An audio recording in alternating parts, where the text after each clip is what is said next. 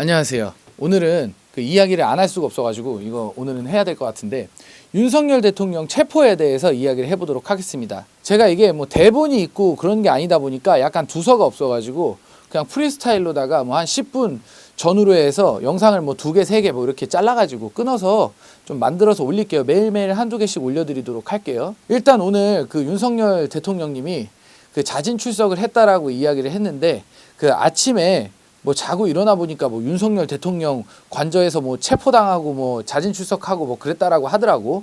그 좌파에서는 체포당했다, 우파에서는 자진 출석했다라고 이야기를 하는데, 제가 보기에는 체포가 맞습니다. 왜 체포가 맞냐면, 자진 출석이라는 거는 자기의 의지로 그 하루 전이든 이틀 전이든 열흘 전이든 그냥 자진해가지고 나갔어야 돼.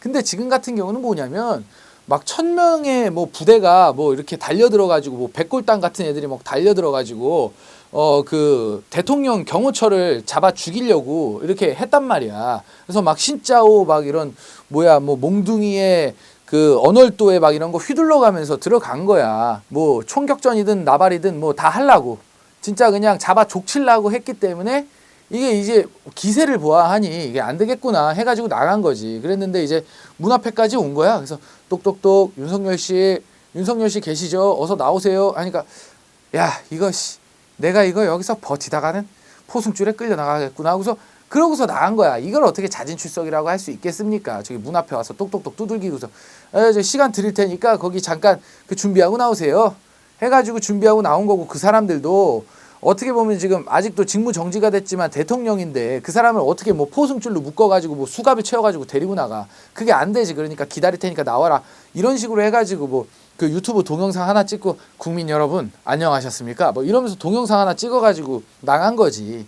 그렇다 보니까 이게 자진 출석이라기보다는 그냥 체포다라고 보시는 게 그게 맞을 것 같고, 이게 뭐 가슴이 아프든 뭐 통쾌하든 그냥 이게 그냥 사실관계에 대해서만 이야기를 하는 거예요. 자진 출석이라는 거는 자기의 의지로 똥이 더러워서 피하냐, 무서워서 피하지, 뭐 이런 식으로 생각을 하고서 그 똥이 무서워서 피하는 방식으로 그냥 자기가 자기 발로 갔어야 된다라는 거예요. 아무튼 그래가지고 지금 윤석열 대통령님이 체포를 당했는데, 이걸 보면서 저 같은 이 중도 시민들은 어떻게 생각을 하냐면, 사실 좀 안타깝더라고. 좀 불쌍하더라고. 저 사람이 저렇게 힘이 없고 대통령인데도 불구하고 권력도 없고 힘도 없고 그냥 중상모략 같은 데에다 중상모략입니다. 그거. 중상모략이라는 단어는 가장 점잖은 단어라고 저는 생각합니다. 뭐 이런 거 당해가면서 벌써 직무정지만 4번째래잖아. 4번째. 저런 식으로 좀 야인이야. 윤석열 대통령은 따지고 보면은 뭐 그렇잖아. 정치적으로 너무 힘이 없어. 이런 경우는요, 역풍이 불 가능성이 굉장히 커요. 정치적으로 힘이 없는 이유는 뭐 따지고 보면 뭐 그런 거지. 대통령으로서 이게 뭐 정치 생활을 해서 국회의원을 뭐 2선, 3선 뭐 이렇게 하고서 대통령이 된 사람도 아니고, 그 낙하산으로 된 거 아니야. 저기 문재인 저격수, 이재명 저격수로다가 대통령이 됐다고 그 후보에 나와가지고 바로 대통령으로 꽂아버렸는데, 그렇다 보니까 뭐 정치인 중에 친구가 있겠어? 그리고 정치적인 어떤 문법이나 언어를 알겠어? 그런 거 전혀 모르잖아. 그렇다 보니까 정치인 자기 주변에 친한 사람도 없고 하다 보니까 어떤 협의도 잘 안 되고 정치적으로 잘 풀리지도 않고, 거기다가 어떤 권력의 이런 시스템이라든지 흘러가는 분위기 파악도 잘 안 되고, 그러다 보니까 이런 식으로 지금 흘러온 거예요. 그리고 또 언론도 어떻게 대통령의 편에 서가지고 이렇게 친하게 지내야 되잖아. 문재인 하는 꼬라지 보세요. 엄청 언론이라든지 뭐 이런 그 유튜버라든지 이렇게 되게 친하게 해가지고 지 편을 잘 만들어 놨어. 그러니까 뭐 그런 비리를 저지르고 개짓거리를 하면서도 이재명 그 문재인은 아무렇지도 않게 그냥 멀쩡하게 잘 살고 있잖아. 그런 식으로 정치적인 문법에 어떤 능숙하고 이래야 되는데, 쇼도 할 줄 모르고 그런 정치적인 문법에도 능숙하지를 못하단 말이야. 그러다 보니까 이 자기의 편은 없고, 또 이렇게 대통령이 권력도 없고 힘도 없고 사람들이 이렇게 다 무시하고, 그러다 보니까 이렇게 체포까지 당하는 상황까지 온 거예요. 제가 보기에는. 이게 말이나 돼? 대통령이 체포를 당한다는 게? 나는 솔직히 이게 그래서 어떤 느낌이 드냐면, 역풍이 불 가능성이 매우 높다라고 생각이 들어요.